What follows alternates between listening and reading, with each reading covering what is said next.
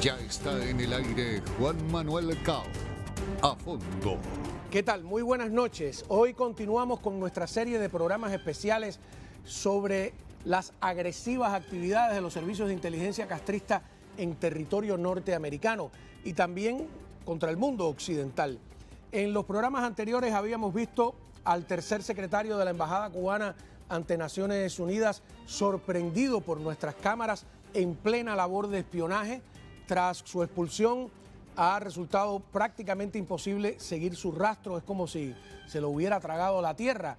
En Cuba no ha ocupado, que sepamos, ningún cargo visible, aunque hay algún que otro funcionario con nombres o apellidos parecidos, similares, en labores de provincia. Sin embargo, la oportunidad que se nos presenta, esta noche lo vamos a ver, es la de conversar con quien precisamente en 1992 fuera embajador de Cuba ante la ONU, la sede desde donde se dirigía y tal vez se dirige la actividad de espionaje contra Estados Unidos. En el siguiente reportaje veremos cómo es esa embajada por dentro, en qué consiste, este es otro aspecto, la falta de reciprocidad diplomática, cuáles son las técnicas que Cuba utiliza para burlar o agotar el contrachequeo de la contrainteligencia estadounidense, del FBI, y además, ¿de dónde sale tanto dinero para pagar todo ese inmenso aparato de espionaje y subversión?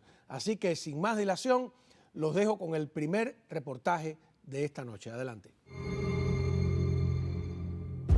En Naciones Unidas el hecho fue también muy comentado, sobre todo entre las embajadas latinas, porque de entrada es algo vergonzoso que a un oficial sea atrapado de esa manera por un equipo periodístico. Porque lo curioso es si hubiera habido toda una parafernalia de inteligencia para montar ese episodio, hubiera sido otra la situación. Pero la situación probada en este caso es que el espionaje castrista en territorio norteamericano se dirigía, y tal vez se sigue dirigiendo en gran parte, desde la embajada en Naciones Unidas. El edificio de la embajada, en el número 315 de la avenida Lexington, en el corazón de Manhattan, es un búnker inexpugnable. Hoy tenemos el testimonio excepcional de quien fuera embajador allí, para preguntarle cómo es el edificio por dentro. Bueno, la embajada es un conjunto de 3 edificios que están interconectados. Hay una entrada principal, hay en el Lexington. Por Lexington hay una entrada y hay varios edificios neoyorquinos estos muy viejos, interconectados, reformados por dentro. Es casi que es un jeroglífico. ¿Cuántas personas había, el personal total, tienes idea más o menos que en tu época? Bueno, tiene que haber sido más de 60, 70 personas si tienes en cuenta los oficiales, los funcionarios, las esposas, los hijos, los custodios, el personal de apoyo, todo eso va sumando y sumando y sumando. Y en la actualidad son muchos más. Contrario a lo que ocurre en la embajada estadounidense en La Habana, Cuba no depende de empleados norteamericanos. En realidad las embajadas cubanas evitan contratar personal local. Creo recordar que en el caso de la misión de la ONU, la única persona que no era cubana, que oficialmente recibía algún salario de la misión, era una señora guatemalteca que se dedicaba a cuidar a la esposa del señor Ricardo Alarcón. El MINREX, Ministerio de Relaciones Exteriores, evita contratar personal no cubano para minimizar la posibilidad de ser infiltrados o espiados. Según las normas de reciprocidad diplomática, en la misión estadounidense de La Habana debería ocurrir lo mismo. Pero la dictadura cubana limita al mínimo el número de diplomáticos norteamericanos a los que les permite ir a la isla, lo que obliga a que el Departamento de Estado se vea en la necesidad de contratar personal cubano, no libremente, sino a través de una agencia que controla el Consejo de Estado de la isla. Esta falta de reciprocidad coloca en desventaja a los servicios estadounidenses y nadie ha explicado jamás su razón de ser. De este modo, la misión de Cuba ante las Naciones Unidas funciona como una suerte de cuartel castrista en el corazón de Nueva York. Sí, ahí dentro hay una mezcla de oficinas con Es como un albergue. también, claro, sí, no, incluso... Dijeron que hay literas. sí, para los custodios, que son muchos, los choferes, etcétera, no hay otra forma de resolver eso que no sea organizando dormitorios colectivos y comidas colectivas. Y eso crea mucho una situación de convivencia muy precaria. Como una beca, ¿eh? Muy precaria. Eso. Y muchas embajadas de Cuba en todas partes del mundo, sobre las grandes sobre todo, no escapan de eso. En la Embajada de España hubo una época que también se hicieron prácticamente cuarterías dentro de la misión. Es parte de la miseria que invade el país y que no tiene otra posibilidad sino reflejarse incluso en ese servicio exterior. La precariedad, sin embargo, les permite tener a bajo costo un número mayor de personal y esa superioridad numérica les permite a su vez romper con más eficacia el contrachequeo del FBI en Manhattan, saturándolos por inundación. Sí, eso fue algo que se comentaba allí en los medios de la embajada, que ellos tenían la posibilidad de romper ese chequeo que obviamente, evidentemente, tiene que tener, todavía en estos momentos debe existir, de cierto control de las personas que entran y salen de la embajada. Eso sirve para muchísimas referencias.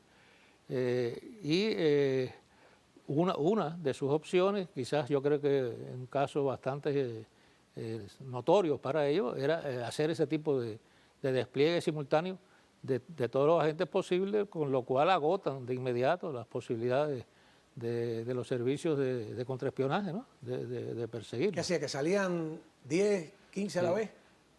Puede ser eso. También no todos vivían en la embajada, aunque la mayor parte de esas personas vivían dentro de la embajada. Algunos, los más importantes, vivían fuera de la misión, con lo cual también añaden otra posibilidad de movimiento independiente. Debido a la falta de reciprocidad, las embajadas extranjeras en La Habana están vigiladas no desde fuera, sino por dentro, por los propios empleados del gobierno cubano que allí trabajan. El personal que trabaja en las embajadas es permitido, es reclutado, es contratado a través del propio sistema de Consejo de Estado. No es el Consejo de Estado como tal, es una empresa. Pero esa empresa está supeditada al Sí, Consejo pero de eso Estado. es una formalidad. Eso es una empresa que es controlada por la contrainteligencia en Cuba. ¿No? Y el Consejo de Estado no sabe ni dónde queda esa oficina. Son ellos los que autorizan que una persona trabaje o no en una embajada. Puede haber algún caso de una persona cercana a un funcionario, cercana a un embajador, que quizás como excepción se le brinda la posibilidad de que trabaje en una embajada, pero también a todos, incluidos a eso, se le exige un grado de información sobre lo que sucede en la embajada. Yo creo que todas las embajadas extranjeras en Cuba están absolutamente, no puede ser de otra manera, están absolutamente conscientes de que trabajan en esas circunstancias. Que ahí dentro de ese círculo no hay secreto. Todo lo que pase por las manos de un cubano llegará al conocimiento del gobierno cubano. Y son circunstancias muy difíciles para trabajarlo para los extranjeros, ¿no? Alcibíades tuvo una experiencia personal que ilustra cuán penetrada está, por ejemplo, la Embajada Española en La Habana. Sí, eso fue un caso muy curioso. Recién nombrado yo viceministro, tuve una entrevista de importancia con el embajador español del momento, porque había habido una ocupación, habían entrado cubanos a la misión de España y se estaba tratando de resolver ese problema de la forma más rápida posible. Y yo tuve una entrevista con este señor y luego a las pocas horas un oficial de la inteligencia vino y me mostró el cable, es decir, la información que ese embajador había enviado a Madrid de su reunión conmigo. Y hubo la infidencia de decirme que, bueno, que la secretaria del embajador se encargaba también de que el cable tuviera las dos vías simultáneas, es decir, para Madrid y para la inteligencia cubana. ¿Cierto? Todo lo que ese embajador transmitía, al menos por esa vía, para su gobierno, pues era del conocimiento inmediato del gobierno cubano. Habría que agregar a ello que como las naciones acreditadas en La Habana pagan en moneda fuerte, parcial o totalmente el salario de los empleados que Cuba les autoriza o coloca, terminan pagando el personal que los espía y conspira contra ellos. Es decir, que a Cuba ese espionaje le sale gratis. Y para el espionaje y la subversión en el exterior, ¿de dónde sale el dinero? Bueno, en buena parte, o quizás en su totalidad, sale del altísimo costo de los pasaportes, del sistema de visado, etcétera. Es decir, por eso explica la reticencia, la resistencia durante muchos años del gobierno cubano por quitar esas cargas onerosas para los emigrados en sus documentos normales de ciudadanos viviendo en el extranjero. Es decir, los pasaportes cubanos han sido durante mucho tiempo los más caros del mundo. Se exigía además una renovación, se exigía un permiso para ir al país, etc. Todo eso es dinero que se recaudaba y que contribuía como fuente principal para el sostenimiento del servicio exterior. Independientemente de eso, la acción misma de la inteligencia, la actividad de la inteligencia es una prioridad del gobierno cubano y eso está por encima de cualquier otra circunstancia. Bueno, muy bien, el reportaje que acabamos de ver, en él hemos expuesto varios aspectos de la actividad de la Dirección de Inteligencia Castrista contra los Estados Unidos. En cuanto al tema de la fachada diplomática, hay que volver a subrayar el aspecto de la falta de reciprocidad. Incluso quienes bajo diferentes argumentos favorecen mantener relaciones diplomáticas con Cuba deberían exigir un mínimo de reciprocidad. No se debería seguir permitiendo que las embajadas occidentales en La Habana no puedan enviar a Cuba su propio personal diplomático en las cantidades que quieran o en proporción a lo que se le permite a Cuba en esos diferentes países en los que se le acredita. Y además que las embajadas en La Habana se vean obligadas a contratar personal cubano no libremente, sino a través de una agencia del gobierno dirigida y manipulada por la contrainteligencia. Se trata, sin dudas, de una desventaja comparativa que no responde a las mínimas normas de reciprocidad diplomática, recalcamos. En el siguiente reportaje veremos algo que yo creo que es inédito, el testimonio de un cubano egresado de dos de las más altas academias de la KGB. Y preguntas básicas, ¿qué se estudia en esas academias? ¿Qué se aprende en esos lugares? Ya lo verán.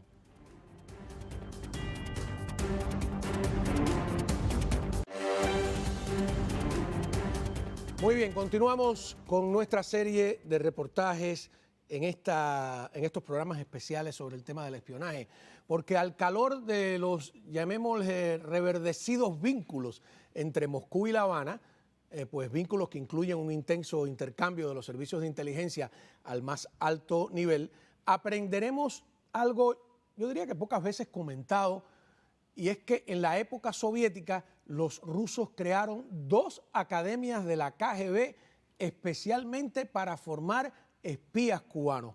Todo un lujo.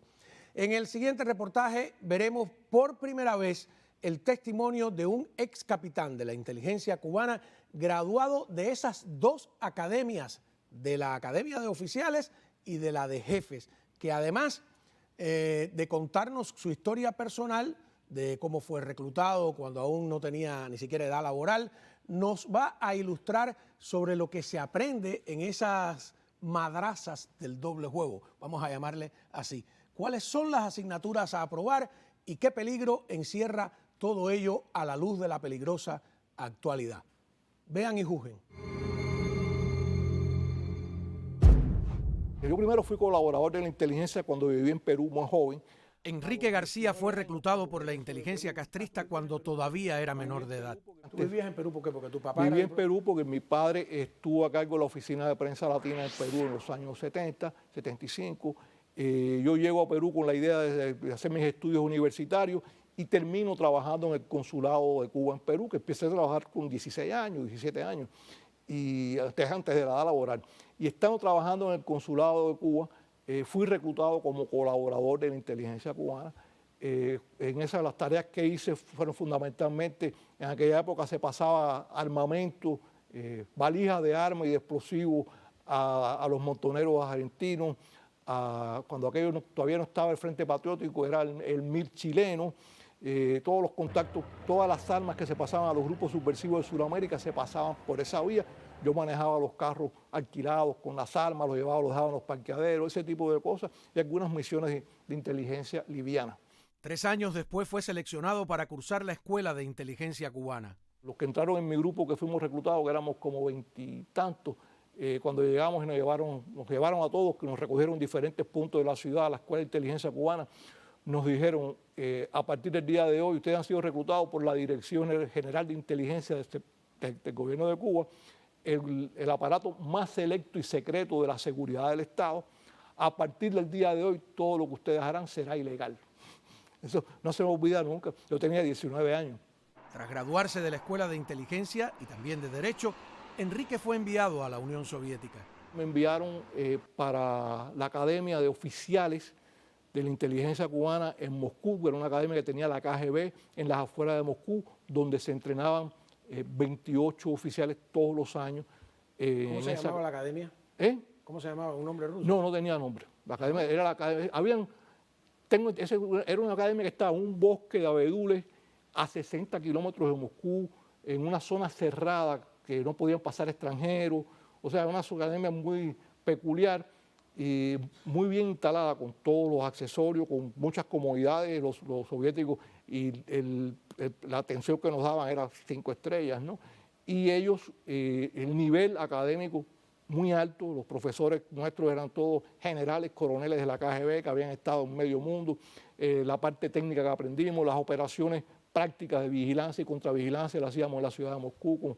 Esa academia duró 1 año.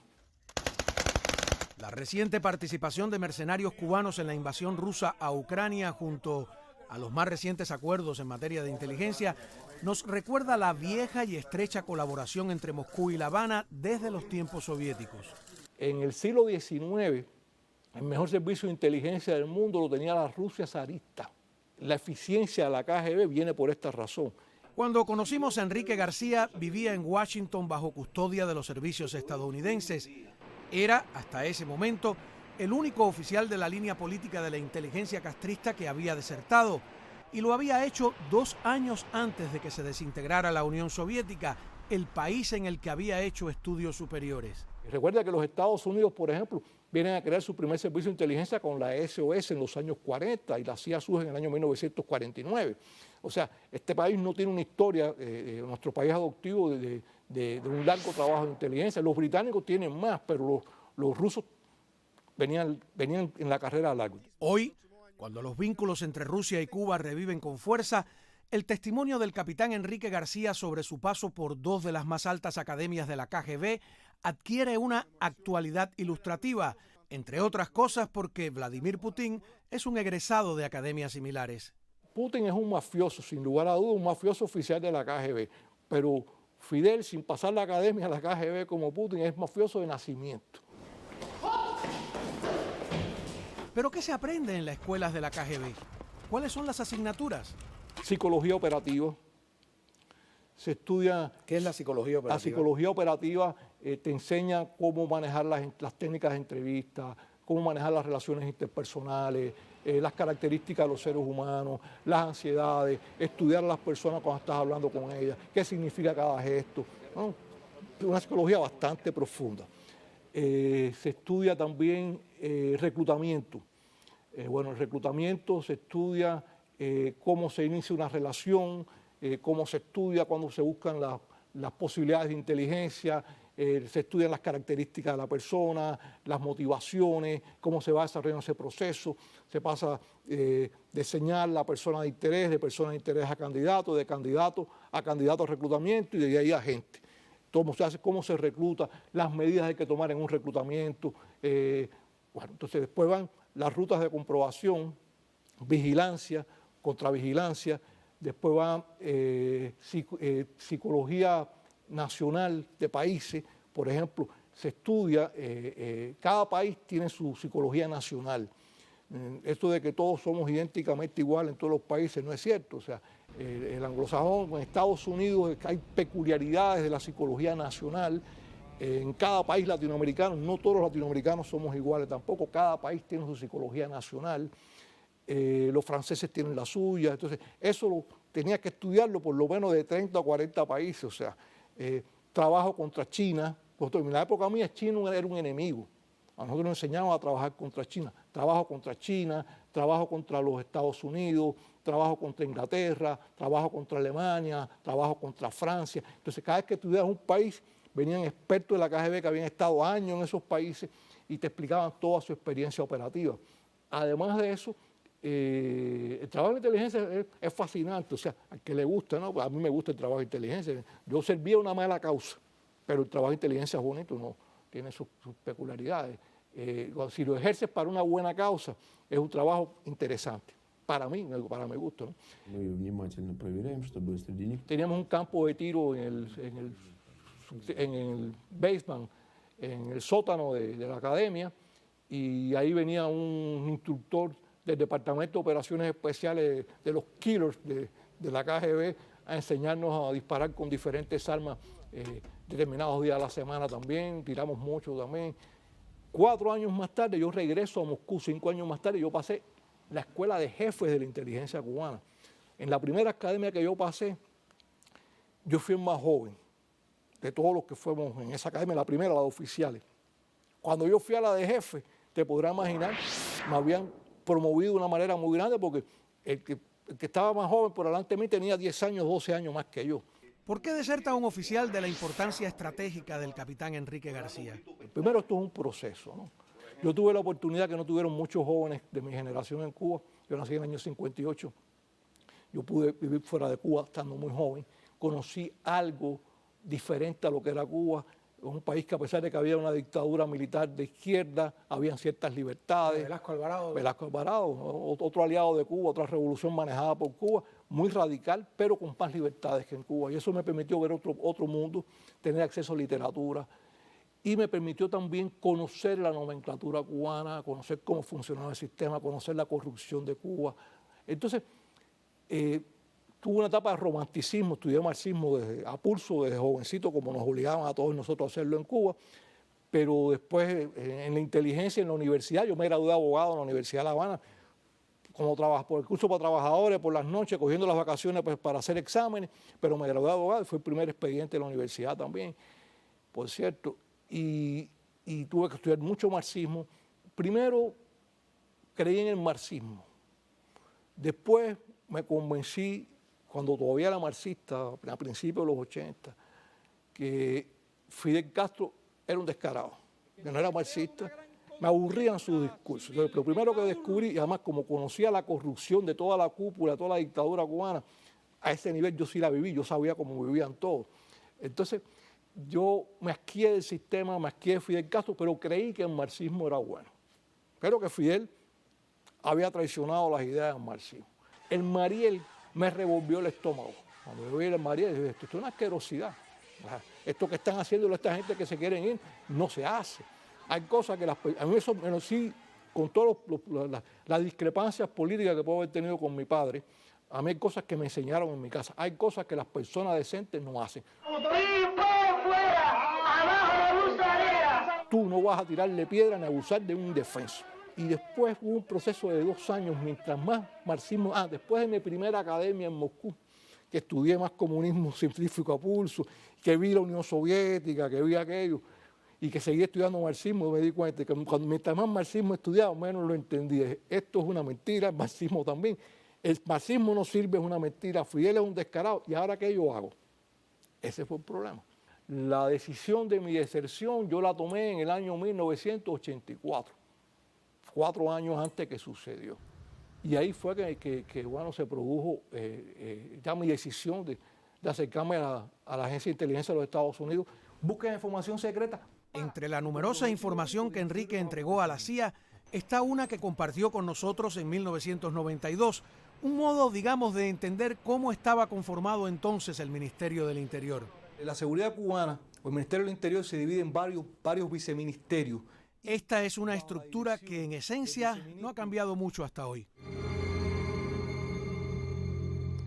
Bueno, sin dudas hay que agradecerle al capitán Enrique García la disposición de compartir su información y además la sinceridad con que nos habla de su pasado en los servicios de inteligencia del enemigo. Y no olvidemos que el capitán Enrique García también operó bajo fachada diplomática, lo que nos remite nuevamente al caso del embajador Víctor Manuel Rocha, aunque este último en un sentido diferente, porque no es un cubano, sino un diplomático norteamericano de origen colombiano. Por cierto, hay un detalle del embajador Rocha que se ha destacado poco, y es que en el 2014 se hizo ciudadano dominicano, 36 años después de haberse hecho ciudadano norteamericano, eso fue en 1978, de modo que sumando la ciudadanía colombiana, que la tenía o la tiene, más la ciudadanía norteamericana, pues hay que agregar ahora esta información sobre la ciudadanía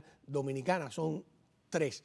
Regresaremos y hablaremos con otro ex oficial de la inteligencia castrista, pero esta vez especialista en lenguajes cifrados, para que nos ayude a decodificar algunos de los documentos secretos que obtuvimos durante la investigación y que le hemos ido mostrando en estos días. Volvemos enseguida.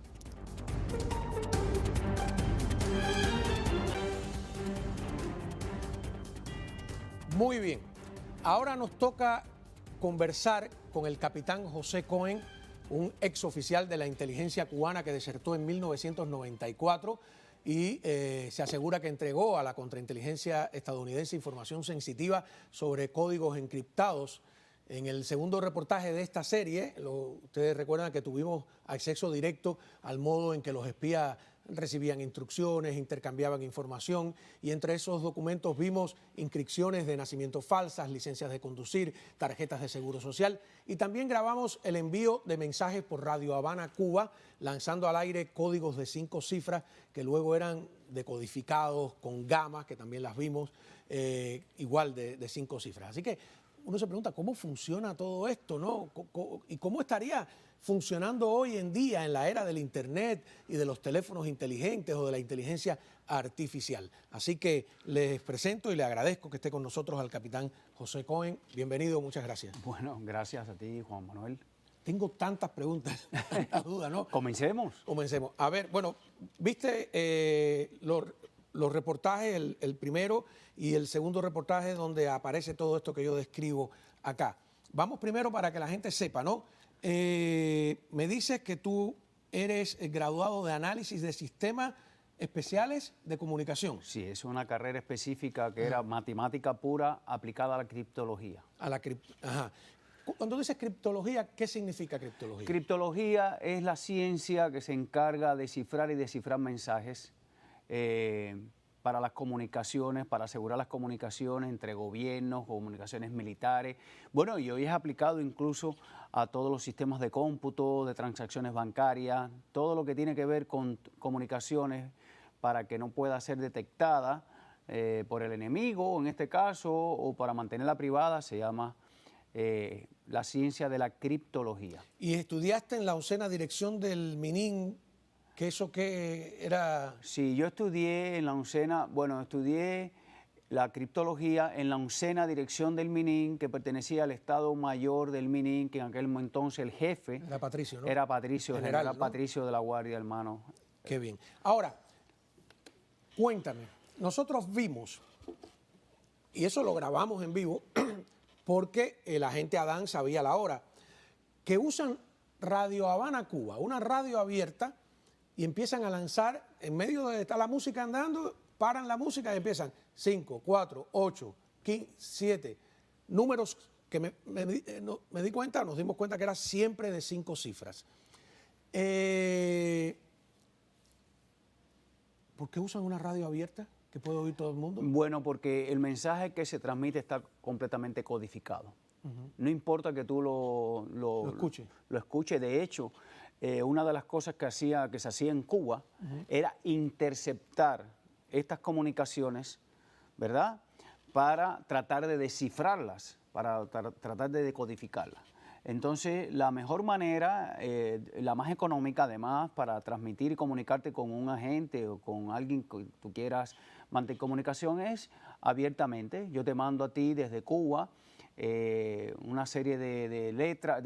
En realidad esos números son letras que después con una clave que tú tienes en tu casa, en tu poder, tú puedes descifrar el mensaje. Ajá, que esos son las gamas Esas que vimos son, aquí. sí, las que claves, tienen, sí. Pero yo vi que él tiene unas gamas para él, unas color rojo y otras color negro, ¿no? Y que eran para ser usadas indistintamente. Parece, claro, parece una cosa muy sencilla, pero en el fondo, si no tienes... ¿Cómo conviertes esos números en letra? A ver, te voy a explicar sencillo. Te voy a hablar un poquitico rápido de lo que es la criptología. Los primeros métodos de criptología se llamaba sustitución.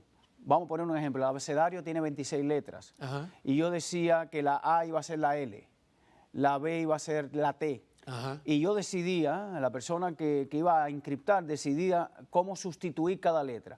Si yo te digo que la A es la T y la N es la P, cuando yo te mande el Ana, y yo escriba Ana y te sustituya esas 3 letras, pues definitivamente tú no puedes leer el mensaje a menos que tú sepas que yo estoy sustituyendo una letra por otra. ¿Estamos entendiendo? Clarísimo, ¿no? eso está clarísimo. Eso está claro. Hay otra cosa que se llamaba transposición. Te estoy hablando de las cosas más Sí, sí, remotas. ajá. La transposición es que yo escriba el texto claro, el texto, la carta que te voy a escribir sin espacio, en una matriz, por ejemplo, de 6x6, cuadritos 6, 6, y yo escriba, y después que termine de escribir, y te mande eso. Pero tú tienes el código para ponerlo correctamente. Claro. ¿Estamos de acuerdo? Sí, claro. ¿No? Los griegos, los romanos en el imperio tenían que... había un doble mensaje, ¿no? Sí. Eso En tenía los un nombre. papiros, claro. Ajá.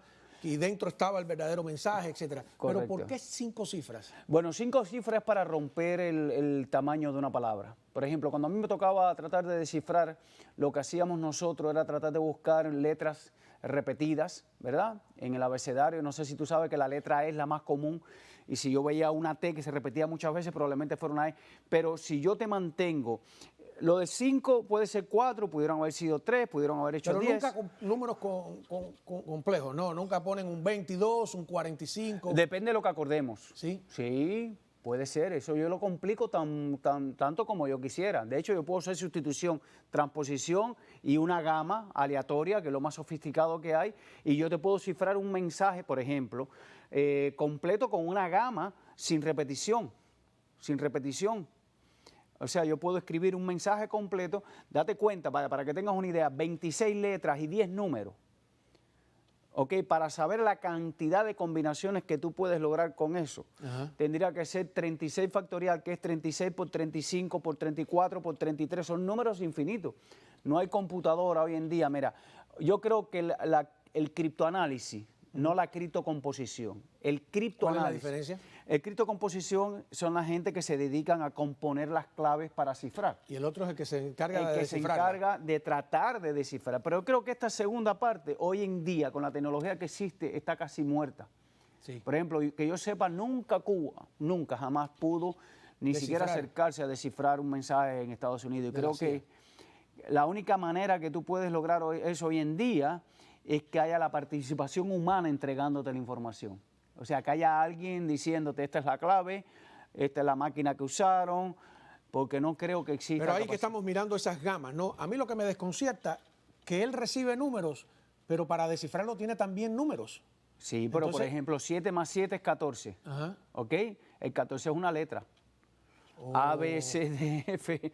Eso, él puede recibir números, pero en realidad cuando la suma factorial, lo que hace es que cada suma da un número que es una letra. Y eso es lo que tú y yo acordamos. Es un trabajito tremendo, porque mira ahí esos mensajes, entre esos mensajes había cosas tremendas. Averiar las flotillas del exilio, los barcos, ahí, en ese papel específicamente. Y luego, y no ve cómo él va empatando de un lado a otro, claro. Claro, yo sé. Es un trabajo, sobre todo en aquel tiempo, manual. Porque hoy existe manera de tú hacer eso con software. Así. De hecho, la máquina Enigma, la famosa máquina Enigma, era una máquina que no existía en aquel tiempo computador y hacía eso. Eso que estaba haciendo él manualmente lo hacía la máquina, cifrar y descifrar. Cuando yo poniéndole la leo los clava. informes de que tú le entregaste los encriptados a la inteligencia o a la contrainteligencia norteamericana, ¿a qué se refieren? ¿Qué fue lo que entregaste? Ok, lo que se entregó fue la información con la que se generaba la clave, que eso es más sofisticado todavía. Porque una cosa es que yo te dé la clave, que es importante, y otra cosa es que yo te dé la metodología o el algoritmo para generar las claves. ¿Nos estamos entendiendo? Sí, tú estás dando la matriz. La matriz. Entonces, con la matriz no es un trabajo de una hora, eso es trabajo de mucho tiempo, de todas maneras, pero si tú tienes la máquina o la modelación o el algoritmo para generar la clave, entonces tú encuentras el mensaje cifrado y puedes empezar a trabajar. Y eso es lo que se llama criptoanálisis. Matemáticos a un altísimo Porque nivel. Tú eras muy bueno en matemáticas. Yo Y era ellos te- y yo- te- y ellos te identificaron. Sí, yo entré a trabajar porque yo terminé el primer expediente de matemática y en Cuba, tú sabes que tú eres propiedad del... No voy a entrar en eso. Claro, y yo era muy bueno en matemática, a mí me convalidaban los exámenes. Yo iba a examen y me decían, no, tú estás aprobado, ni me hacían las preguntas, tú sabes. Esa fue mi carrera. Vamos a una pausa. Y a la vuelta, yo quiero ver a la luz de las nuevas tecnologías cuán sofisticadas e infinitas podrían ser hoy las combinaciones, porque en aquella época se comunicaban por el beeper, pero hay teléfonos inteligentes, inteligencia artificial y un largo etcétera. Estamos conversando con el capitán José Cohen, que es graduado de análisis de sistemas especiales de comunicación. ¿Cómo se comunican hoy día los espías? Han pasado 32 años de lo que filmamos.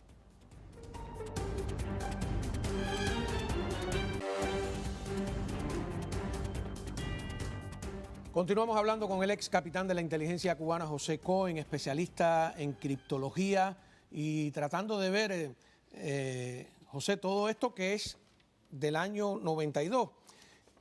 Tú sabes que cuando yo grabé esto, entendí por qué el Che en el diario se pasa la vida anotando. Hoy escuché Radio Habana Cuba.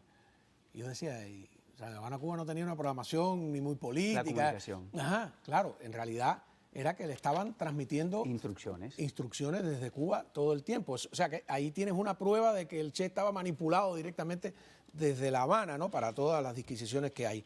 Pero vimos también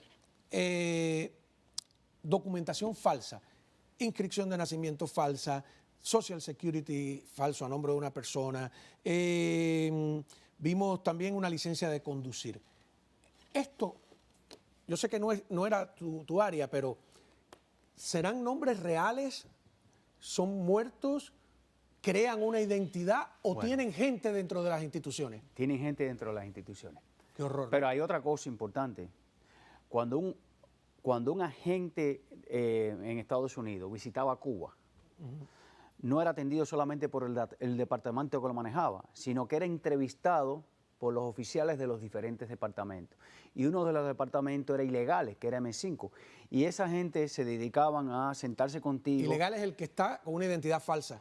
Bueno, se le llamaba ilegal, pero ellos se dedicaban a todo este tipo de cosas. No solamente no solamente preparar agentes ilegales, Sino para toda la penetrar. documentación que manipulaban. Entonces te preguntaban, por ejemplo, Juan Manuel, dime cómo se consigue la licencia de conducción en Florida. Y tú le describías, mira, aquí se hace este procedimiento y tienes que llenar este papel y todo. Dime cómo se consigue el pasaporte. ¿Y dónde? ¿Y quién lo edita? ¿Quién lo emite? ¿Y cómo se hace? ¿Y qué tiempo demora? Esa es información que aparentemente a la vista de cualquier persona es insignificante, pero que era estudiada por todos ellos, porque después que ellos tenían identificado todo eso, entonces identificaban los lugares para penetrar. Y decían, a nosotros nos interesa tener un hombre... Tener a alguien como Mariano Fajet en inmigración. Evidentemente. Alguien en la oficina de licencias de conducir. Hoy en día tú no puedes cambiarle una foto a un pasaporte. pasaporte y salir ileso. Todo es Claro. detectable. O sea Tienes que tener a alguien que tenga la foto y dentro que te pone el documento original, porque todo eso parecen documentos originales. original. Hoy en día no existe posibilidad de falsificar eso. Ajá. Hoy en día, estamos hablando de una época en que, ¿cómo hacían? Si quería el oficial de inteligencia, que hay que diferenciar eso, un oficial de inteligencia es otro nivel que no es un agente, él atiende a los agentes. Si quería comunicarse con un agente, era a través del beeper. Pero hoy están los teléfonos inteligentes, está WhatsApp, está el Internet. Yo todos los días me pregunto, digo, ¿se la ponen más fácil a los espías o a los contraespías? No, se la ponen más fácil a los espías. Más fácil a los espías. Hoy en día es extremadamente complicado, porque incluso yo me puedo comunicar contigo por WhatsApp, pero el WhatsApp de por sí está cifrado. O sea, de lado a lado hay muchos sistemas de mensajería que si tú lo captas en el éter no sabes lo que está diciendo. No hay manera de descifrarlo. ¿Entiendes lo que te quiero decir? Sí, como... Yo te digo, hola Juan Manuel, pero no quiere decir que si tú coges la señal, sepa que yo te estoy diciendo, hola Juan Manuel. Hay sistemas como Signal, por ejemplo, y otros sistemas que automáticamente cifran en el éter. O sea, tú le estás poniendo ellos promueven eso. Ellos promueven porque la seguridad y la privacidad. Hay quien duda dice que al final todo se sabe, todo lo que escribas en tu teléfono o en las redes. Bueno, todo se sabe porque actúa el ser humano. Y entonces el FBI, por supuesto, y la Agencia de Seguridad Nacional, la CIA, puede tener personas dentro de estas instituciones. O sea, y pueden tener acceso a esas claves. Y a lo mejor por una orden de un juez, yo tengo que tener acceso a la comunicación de Juan Manuel con Pepe, porque el juez lo ordenó y la compañía que hace ese tipo de trabajo pues está obligado a darlo. Pero en realidad, si tú lo coges en el éter, quiere decir en el éter es en la señal, que tú captas es prácticamente imposible descifrar hoy en día. O sea que es más difícil para la contrainteligencia el trabajo. Es más difícil cuando no existe la participación humana. Por ejemplo, a Ana Belén nunca le hubieran descifrado ningún mensaje, ni a la red avispa, si no hubiera habido una participación. Entraron, le quitaron las computadoras, estuvieron 3 años para descifrar el password que tenían, en aquella época eran los floppy, ¿no? Que ahí se descubrió que el buzo. Correcto. La prueba de que el buzo tenía su expediente, etcétera, etcétera. Que fue muy curioso porque lo que hizo la fiscalía fue, como él decía que no, publicar el expediente. Y de ahí pudimos ver por primera vez un expediente de un agente. Y vimos que hay agentes a los que se les obliga en contra de su voluntad a trabajar porque él quería irse, quería escaparse de la situación. Evadirlo. Y luego otro mito de que un agente nunca se ve con otro. No, lo cogieron entre 3 agentes en un teléfono público, que usaba mucho teléfono público, y le metieron, como dicen en Cuba, el pie. Le dijeron, oye, ¿qué te pasa? Lo presionaron, claro. ¿No? Y lo presionaron y lo volvieron a poner a trabajar. Eso es muy interesante, ¿no? Claro. Ahora, mucha gente dirá, bueno, Cao, está sacando una cosa de hace 32 años, eso está antiguo, esa es historia vieja, ¿para qué leer un periódico de ayer? ¿Tú crees cuánta actualidad puede tener, a la luz de lo que ha pasado con Rocha y todo, este tipo de pruebas y de recordatorios? Eso va a existir siempre, Juan Manuel. Eso va a existir siempre. Eso es la lucha del bien contra el mal. Y más en el caso de, mientras existe una Cuba ahí, en manos de esta gente que son unos demonios, eso, tienes un enemigo. Mira, en el año 94 yo vine para Estados Unidos, ¿verdad? En el año 94 hubo el éxodo masivo, ¿te acuerdas? Sí, claro. Ok. ¿Tú saliste la orden, antes de...? Yo salí un mes antes, me escapé un mes antes y hubiera preferido haber entrado en el tumulto de gente ese para ver si hubiera salido, porque salí en un momento que me podían haber detectado. Y todo el foco estuvo sobre ti, claro. Y todo claro. El foco. Pero en aquel entonces, un tiempito antes de yo salir de Cuba, la instrucción que dio directamente Fidel al MININ y al MINFAR es que se acercaran, fíjate, ya estaban pensando en el éxodo masivo, que se acercaran a todos los cooperantes de la contrainteligencia, los agentes, la gente civil de las cuadras, la gente de los CDR, y que se acercaran a las familias para ver si estaban en condiciones de emigrar. Porque se iba a abrir un éxodo y todo aquel que quisiera emigrar con su familia se le iba a permitir emigrar con una condición, que es que cuando llegaran a Estados Unidos iniciaran su vida normal y en algún momento ellos iban a venir a Estados Unidos con un plan de comunicación y en algún momento, si la revolución necesitaba de ellos, iban a ser contactados. ¿Tú crees, me estás diciendo, que aprovechan los éxodos masivos para infiltrar agentes aquí en Estados Unidos? Por miles. ¿Pero cómo controlan miles? No, es que el problema no es que ellos van a controlar a miles, es que ellos van a decir, ¿y dónde estás trabajando, Juan Manuel? Sí, ¿dónde estás trabajando ahora? Tú viniste como un inmigrante, pero mantienes una comunicación. Oye, Juan Manuel está trabajando en el Canal 41. ¡Wow! Eso es de interés nuestro. ¿Les interesa la prensa? Le interesa mucho. La prensa es la que crea las medidas activas. ¿Qué es una medida activa? La medida activa es la capacidad de usar a un periodista, el prestigio, la reputación de un periodista para cambiar una realidad, para mandar un mensaje que a ellos les interesa, para con media mentira y media verdad distorsionar la información e influir sobre la masa. La prensa es, bueno, imagínate ¿Es que un objetivo de la inteligencia? hay un departamento que se llama Departamento de Medidas Activas. Ajá. Pero yo he visto medidas activas también que varían, que son, por ejemplo, crear una carta falsa.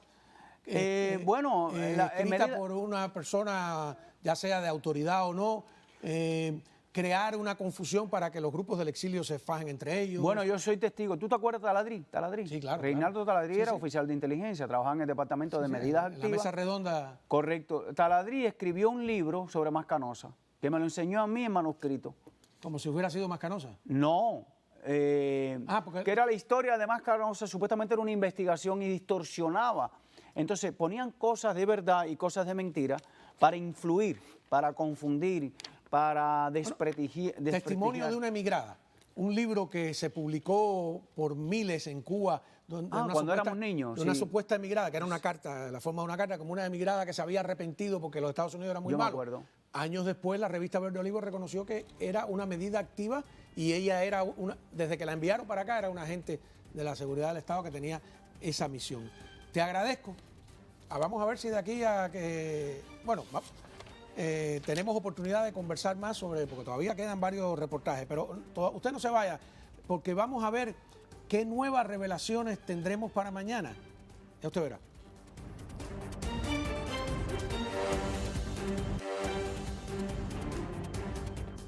Muy bien. A ver, a petición de la producción, antes de anunciarles lo que tengo mañana, que ibas a hacer una demostración de una criptología sencillísima. Por ejemplo, KO son 3 letras. Ajá.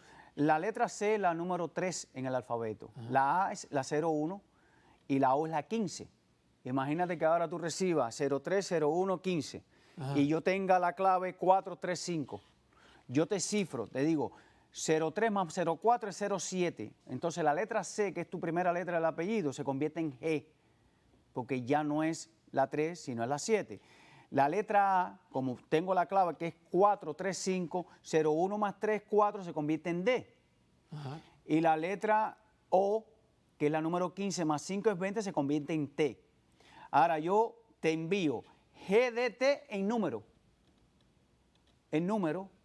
Y entonces la persona que recibe tiene que tener la combinación de la clave. Esto es una cosa muy sencilla. Esto es descifrable.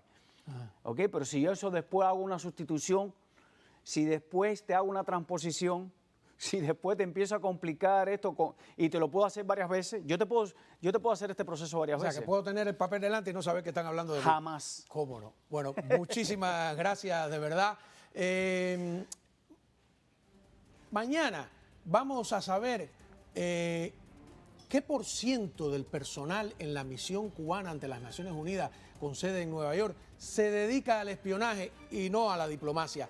¿Y cuántos de estos supuestos diplomáticos son en realidad peligrosos oficiales de alto o mediano rango? También trataremos de dilucidar por qué el gobierno estadounidense y otras naciones democráticas permiten la enorme disparidad que existe en cuanto a personal en esas sedes. Es decir, veremos qué es la reciprocidad diplomática y cómo en el caso de Cuba sencillamente no se cumple. Veremos qué significa eso para las embajadas acreditadas en La Habana y todo el peligro que encierra tal disparidad. Así que nos vemos mañana.